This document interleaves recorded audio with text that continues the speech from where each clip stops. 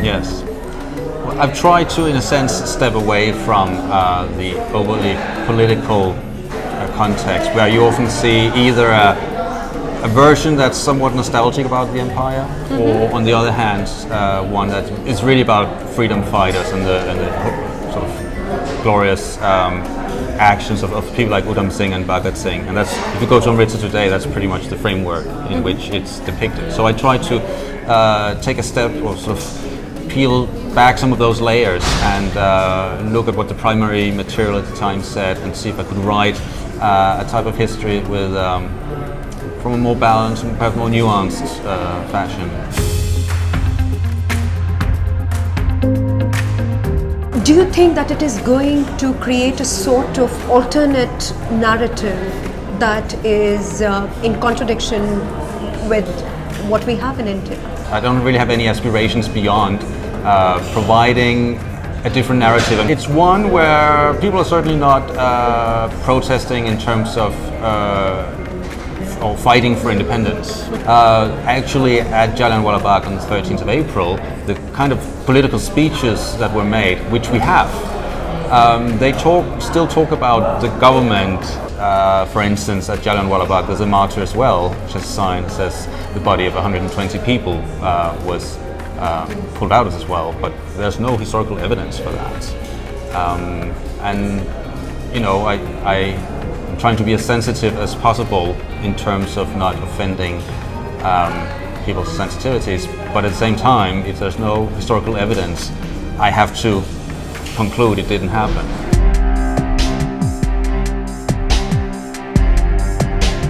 I try to avoid making sort of too overt comparisons with present-day events, but it's quite clear that when you have these kind of clashes, they have to take place in the Middle East as well, you can see this, the kind of the logic of the violence enacted by state forces follows very similar patterns, which is often about exemplary violence. It doesn't really, to some extent, doesn't really matter who gets hurt, as much as it sends a very clear message that the authorities is not, to be tested, and that the authorities are willing to take whatever means necessary to quell disorder.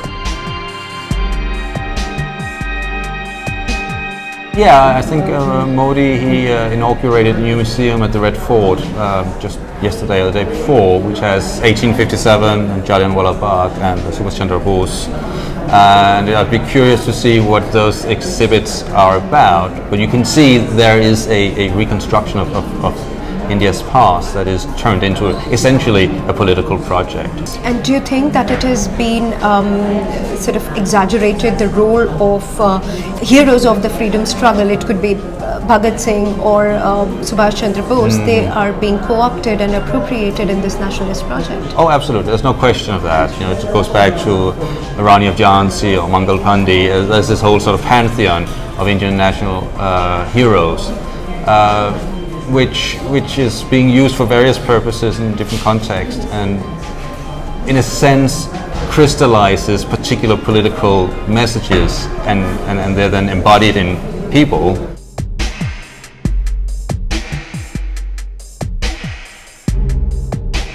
I don't think so.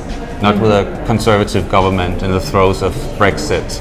And I'm also not convinced that it would work even if it was given.